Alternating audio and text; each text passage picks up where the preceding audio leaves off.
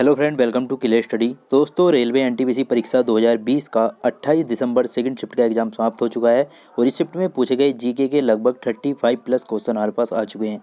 सारे ही क्वेश्चन दोस्तों हूबहू और 100% रियल और ऑथेंटिक होंगे और सारे ही क्वेश्चन के आंसर भी आपको 100% सटीकता के साथ दिए गए हैं। तो वीडियो कंप्लीट जरूर देखिएगा, काफ़ी इंपॉर्टेंट वीडियो है आप सभी के लिए।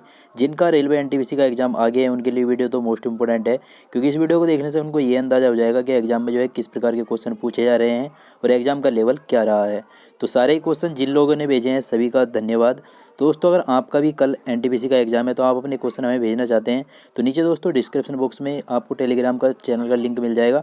आप वहाँ पर जो है अपने क्वेश्चन हमें भेज सकते हैं। तो चलिए दोस्तों, देख लेते हैं कि आज की जो है शिफ्ट में आपके कौन से क्वेश्चन पूछे गए हैं। तो चलिए वीडियो शुरू करते हैं। तो यहाँ पर दोस्तों क्वेश्चन है जो आज पूछा गया था, साहित्य अकादमी कहाँ स्थित है।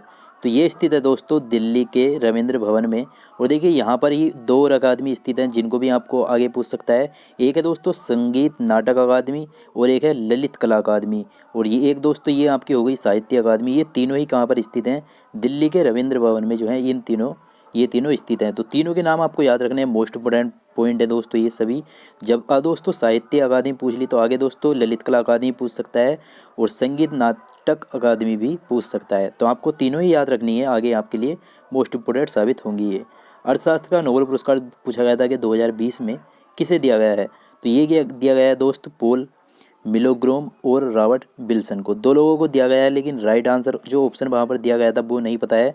सिर्फ हमें जो छात्रों ने क्वेश्चन दिया है तो इसके आधार पर हम दोस्तों यहाँ पर पीडीएफ तैयार करते हैं। तो यहाँ पर पोल मिलग्रोम और रॉबर्ट विल्सन, इन दोनों में से एक ऑप्शन वहाँ पर आपको जरूर दिखा होगा। तो जो भी आपको मिलता आप उसको लगाकर आ सकते थे। नेक्स्ट दोस्तों, जापान की मुद्रा क्या है ये पूछी गई थी। जैसे कि दोस्तों मैंने पहले ही बताया कि जापान और जितने ही पड़ोसी देश हैं भारत के, सबकी मुद्राएं आपको जो है अच्छे से याद होनी चाहिए और सभी की राजधानी भी आपको याद होनी चाहिए। यहीं से क्वेश्चन पूछता है, यही कुछ टॉपिक होते हैं जहाँ से एग्जामिनर क्वेश्चन को उठाता है। तो जापान की मुद्रा पूछी गई थी तो क्या होती है, जापानी येन हो जाती। राइट आंसर आपका। नेक्स्ट क्वेश्चन आपको पूछा गया था, संगीत के क्षेत्र में दिए जाने वाला सबसे बड़ा अवार्ड कौन सा है। तो ये क्या अवार्ड से क्वेश्चन आपके ज़्यादा से ज़्यादा पूछे जा रहे हैं। अवार्ड, त्योहार, मेले, यहाँ से नदियों से क्वेश्चन, ये इन तरह से जो है क्वेश्चन को ले रहा है। तो संगीत के क्षेत्र में जो सबसे बड़ा पुरस्कार दिया जाता है वो दिया जाता है ग्रैमी अवार्ड। नेक्स्ट आपका जलियांवाला बाग से क्वेश्चन पूछे गए थे। जलियांवाला बाग हत्याकांड से दो क्वेश्चन देखने को मिले थे। जलियांवाला बाग हत्याकांड पूछा गया था कि एक तो कब हुआ था, एक तो ये क्वेश्चन आया था 13 अप्रैल सन 1919 को, इसका जो है राइट आंसर हो जाता। और दूसरा क्वेश्चन यहीं से पूछा गया था, जलियांवाला बाग हत्याकांड के समय वायसराय कौन था। तो देखिए दोस्तों किस तरह से क्वेश्चन उठा रहा है, एक ही जगह से दो क्वेश्चन उठा लिए यहाँ पर इसने। तो जलियांवाला बाग हत्याकांड पूछा गया था कि इसके वायसराय कौन थे इस समय, तो लॉर्ड चैम्सफोर्ड थे। और डेट आपको याद रखनी है 13 अप्रैल सन 1919। नेक्स्ट आपको पूछा गया था सापेक्षता का सिद्धांत किसने दिया था। तो ये दिया था दोस्तों अल्बर्ट आइंस्टीन ने। और बात करें आगे, ये पूछ लिए सापेक्षता का सिद्धांत अल्बर्ट आइंस्टीन के द्वारा कब दिया गया था। तो इस तरह से क्वेश्चन को घुमा के आगे पूछ सकता है और ज़रूर पूछेगा, क्योंकि दोस्तों इतने क्वेश्चन नहीं होते हैं जो बार बार नए से नए क्वेश्चन आए हैं हर शिफ्ट के एग्जाम में, क्योंकि काफ़ी लंबा एग्जाम चलने वाला है ये। तो इसलिए जो मोस्ट इंपॉर्टेंट क्वेश्चन होते हैं वही एग्जामिनर उनको ही रखता है। तो जो क्वेश्चन एक बार पूछ लिए जाते हैं, ये ऐसा नहीं है कि दोबारा नहीं पूछे जाएंगे, क्वेश्चन जो है बार बार रिपीट होते रहते हैं। तो सापेक्षता का सिद्धांत पूछा गया था तो ये दिया गया था सन 1905 ईस्वी में आपका। सॉरी दोस्तों, और किसके द्वारा दिया गया था, अल्बर्ट आइंस्टीन के द्वारा दिया गया था। तो राइट आंसर इसका जो था अल्बर्ट आइंस्टीन था, 1905 में दिया गया था। ये डेट है, आपको याद रखनी है ये। नेक्स्ट आपका पूछा गया था क्वेश्चन, गोल गुम्बज कहाँ पर स्थित है। तो ये स्थित है दोस्तों कर्नाटक राज्य में। नेक्स्ट क्वेश्चन आपको पूछा गया था, उत्तराखंड राज्य में वर्तमान में कौन सी योजना चलाई जा रही है।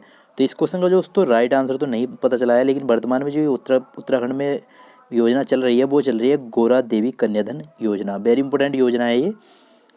नेक्स्ट पूछा गया था आपका, भाभा परमाणु अनुसंधान केंद्र कहाँ स्थित है।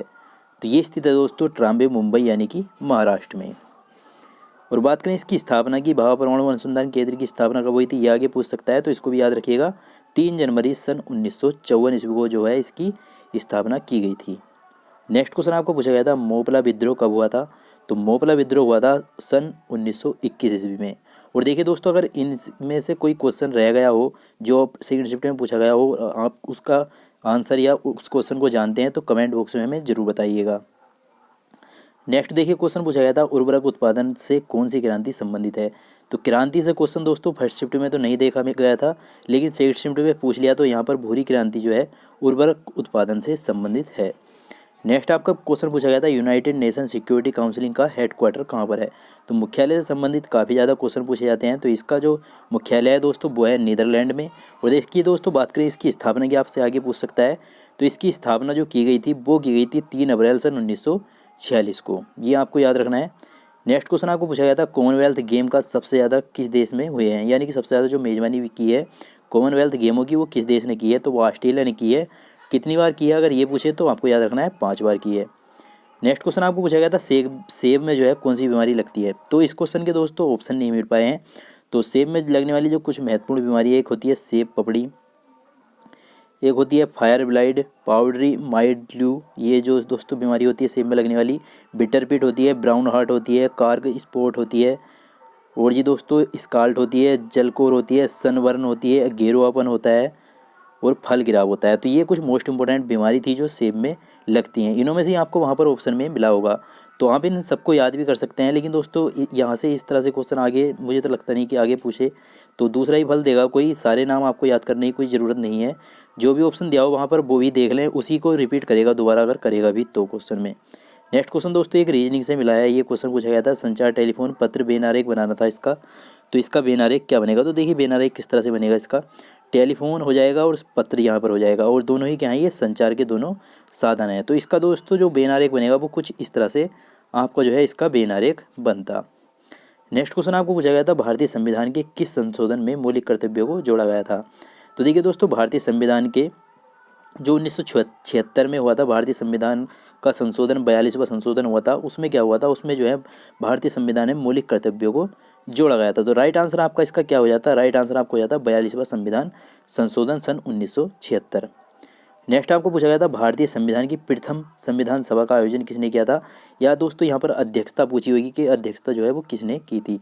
तो देखिए दोस्तों ये जो संविधान सभा हुई थी ये हुई थी 9 दिसंबर सन 1946 ईस्वी को। और संविधान सभा की जो प्रथम बैठक हुई थी नई दिल्ली में स्थित काउंसिलिंग चैम्बर पर जो है ये प्रथम बैठक इसके पुस्तकालय भवन में हुई थी।